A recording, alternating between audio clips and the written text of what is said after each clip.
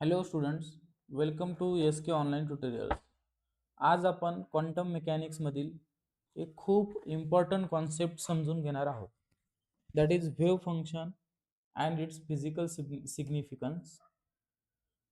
हा concept matter wave आणि quantum mechanics समजून घेण्यासाठी खूप महत्त्वाचा आहे.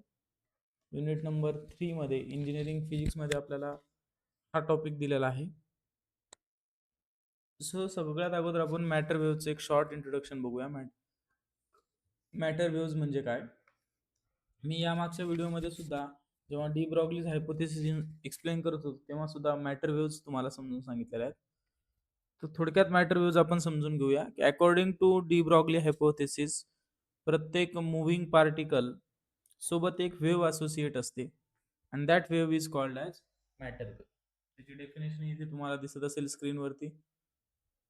मॅटर वेव्हज आपण कशाला म्हणू शकतो? The waves associated with the moving particle is called as matter wave.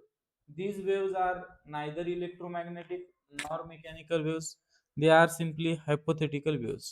Okay, म्हणजे काय की मॅटर वेव्स या इलेक्ट्रोमॅग्नेटिक वेव्स नाहीत आणि मेकॅनिकल वेव्स सुद्धा नाहीत. ते फक्त हायपोथेटिकल वेव्स आहेत आणि त्याच्या काही प्रॉपर्टीज इथे लिहिलेल्या आहेत. That is properties of matter waves. तर इथे काही प्रॉपर्टीज तुम्हाला एक्झाम मध्ये विचारू शकतात. तर तुम्हाला काही प्रॉपर्टीज मॅटर वेव्हच्या माहिती पाहिजे.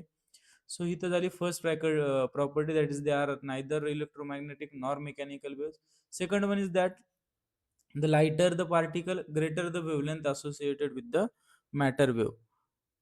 म्हणजे याचा अर्थ काय होतो की पार्टिकल जितका लाइटर असेल तितकी त्याची वेवलेंथ जास्त असेल.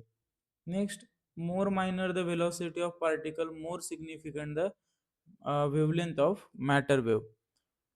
पार्टिकलचा वेलोसिटी वाढला की वेवलेंथ सुद्धा कमी होते आणि मॅटर वेव्स फक्त मुव्हिंग पार्टिकल सोबतच असोसिएटेड असतात. The wavelength of matter waves depend upon the kinetic energy of matter particle. Matter waves can travel faster than light. Matter waves are associated with only moving particles. So these are the some basic properties of matter waves ज्या तुम्हाला माहिती असल्या पाहिजे. आता आपण आपल्या main topic कडे वळूया. That is wave function and it's physical significance. So the wave function हा साय या लेटरने दाखवला डिनोट केला जातो. या लेटरला आपण साय असं म्हणतो. That is P S I. Okay, साय. द वेव्ह फंक्शन साय is a variable quantity that mathematically describe the wave characteristics of a particle. So wave function काय करतं? क्वांटम मेकॅनिक्स मध्ये पार्टिकलचे बिहेवियर जर आपल्याला डिस्क्राईब करण्यासाठी वेव्ह फंक्शन वापरलं जातं प्रामुख्याने. ओके, कशासाठी वापरलं जातं? पार्टिकलचे बिहेवियर डिस्क्राईब करायचं असेल आपल्याला. सो वेव्ह फंक्शन जसं मी तुम्हाला सांगितलं की साय या लेटरने डिनोट केलं जातं. वेव्ह फंक्शन ही एक मॅथमॅटिकल फंक्शन आहे बस, जी पार्टिकलचं वेव्ह नेचर डिस्क्राईब करतं.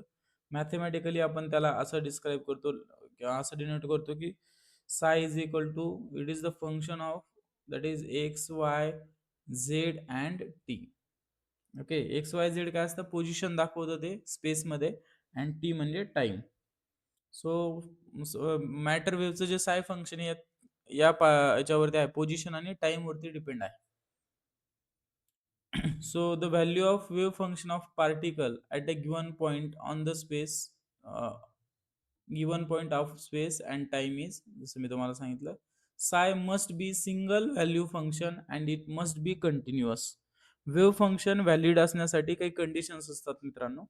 That is single valued function असलं पाहिजे. म्हणजे काय की वेव्ह फंक्शनची एक सिंगल व्हॅल्यू असावी. म्हणजे स्पेसमध्ये कोणत्याही पॉईंटवरती वेव्ह फंक्शनची एकच व्हॅल्यू असावी, सिंगल व्हॅल्यू.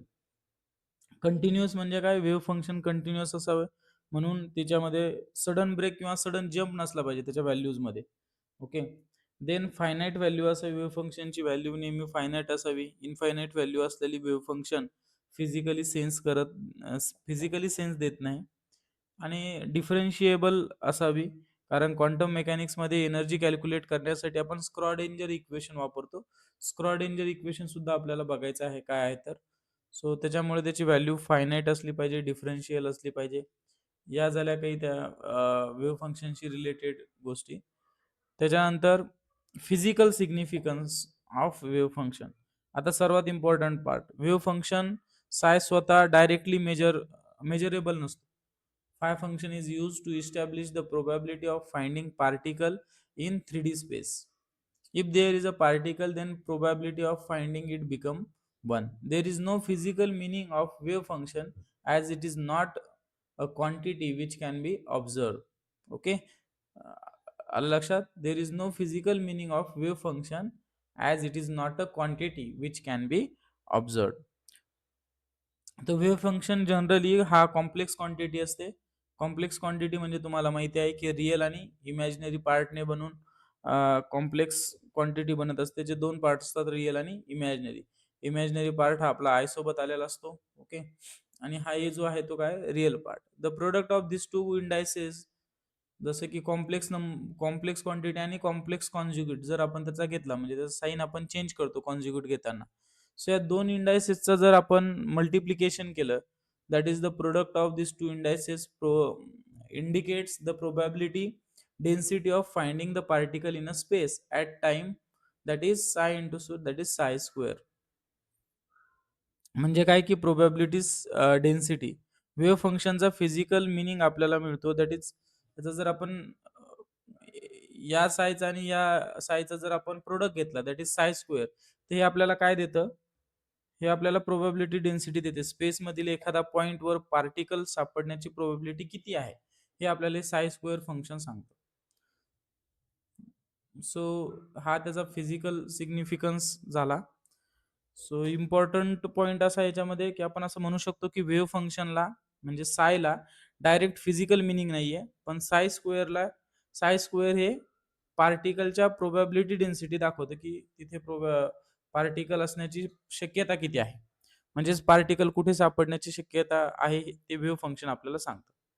सो आज आपण matter wave function, properties of wave function and physical significance of wave function बघितलं आहे.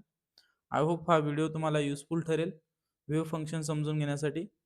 सो व्हिडिओ आवडला असेल तर नक्की आपल्या चॅनलला सबस्क्राईब करा. Thanks for watching the video. Next व्हिडिओमध्ये आपण हायझनबर्ग अनसर्टन्टी प्रिन्सिपल डिस्कस करणार आहोत.